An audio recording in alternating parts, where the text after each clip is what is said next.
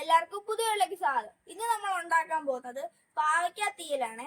ഈ പാവയ്ക്ക തീയൽ നമ്മുടെ ചോറിന്റെ കൂടെ ബെസ്റ്റ് ആണ്. അപ്പൊ ഇത് ഞങ്ങൾക്ക് ഭയങ്കര ഇഷ്ടമാണ്. അപ്പൊ എങ്ങനെ ഉണ്ടാകുന്നത് നോക്കാം. ഈ വീഡിയോ ഇഷ്ടപ്പെട്ടാൽ ലൈക്ക് ചെയ്യുക, ഷെയർ ചെയ്യുക, സബ്സ്ക്രൈബ് ചെയ്യുക, ബെല്ലമർത്തുക. നമുക്ക് നേരെ വീഡിയോയിലിട്ട് പോകാം.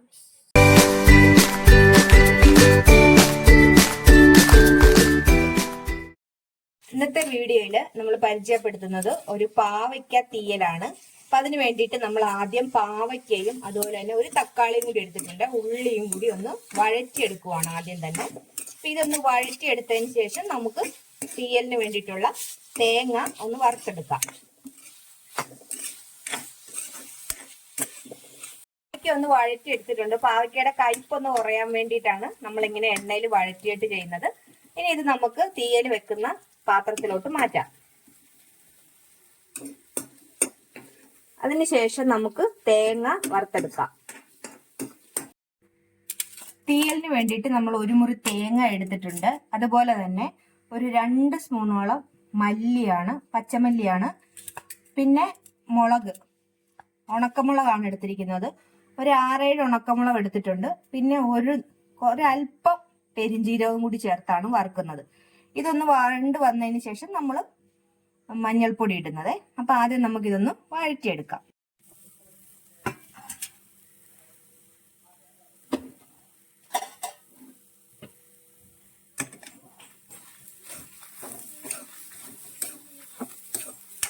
നന്നായിട്ടിത് വറുത്തെടുക്കണം.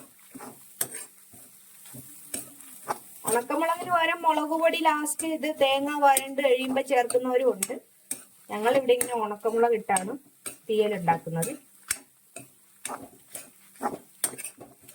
ഇതിനെ നമുക്ക് നന്നായിട്ടൊന്ന് വറുത്തെടുക്കാം.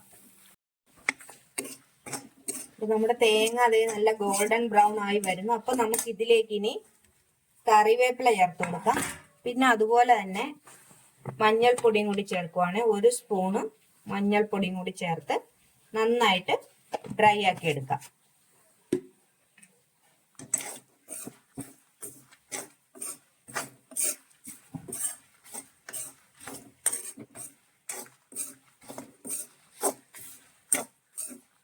നല്ലവണ്ണം ഇത് മൊരിച്ചെടുത്ത് കഴിഞ്ഞാല് അല്ലെങ്കിൽ നമ്മുടെ കറിക്ക് ഒരു കറുത്ത കളറ് കിട്ടത്തില്ല.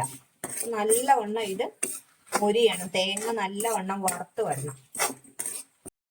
നമ്മുടെ തേങ്ങ എല്ലാം നല്ലവണ്ണം ഗോൾഡൻ ബ്രൗൺ എല്ലാം ആയിട്ടുണ്ട്. നല്ലവണ്ണം വറുത്തെടുത്തിട്ടുണ്ട്. ഇനി ഇത് നമുക്ക് ഒന്ന് തണുത്തതിന് ശേഷം ഒന്ന് അരച്ചെടുക്കാം.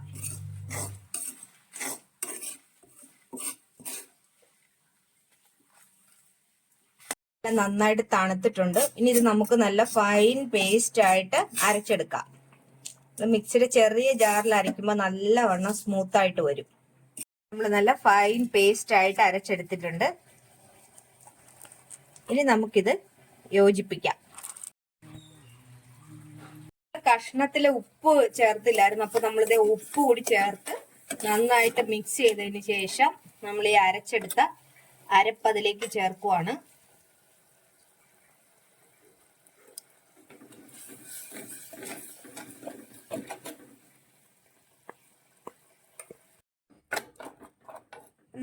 ഇനി നമ്മളിത് ഒരു കൊടംപുളിയല്ല, വാളംപുളിയാണ് എടുത്തേക്കുന്നത്. ഉണ്ടോ, നമ്മള് തീയലിന് വാളംപുളി വെള്ളത്തിലിട്ട് വെച്ചിരിക്കുവാണ്. അപ്പൊ ആ പുളി വെള്ളം കൂടി നമുക്ക് ഇതിന്റെ കൂട്ടത്തില് പിഴിഞ്ഞൊഴിക്കാം.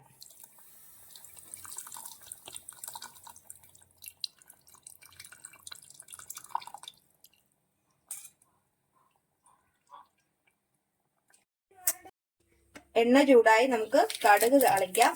കടുക് ഇട്ടിട്ടുണ്ട്. ഇതിലേക്ക് നമ്മൾ ഉണക്കമുളകും അതുപോലെ തന്നെ കറിവേപ്പിലയും ചേർക്കുവാണ്.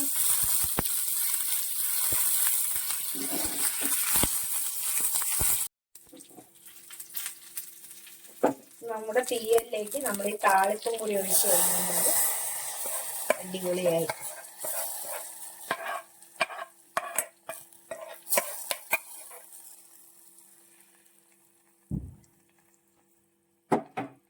നമ്മുടെ തീയല് റെഡി ആയിട്ടുണ്ട് കേട്ടോ. അടിപൊളി തീയലാണ്. അപ്പൊ നിങ്ങൾ എല്ലാവരും ഇതുപോലെ ഒന്ന് ട്രൈ ചെയ്ത് നോക്കൂ. ഞങ്ങളുടെ വീഡിയോ ഇഷ്ടമായെങ്കിൽ ലൈക്ക് ചെയ്യുക, ഷെയർ ചെയ്യുക, അതുപോലെ തന്നെ സപ്പോർട്ട് കൂടി ചെയ്യുക. അടുത്തൊരു വീഡിയോയുമായി വീണ്ടും കാണാം.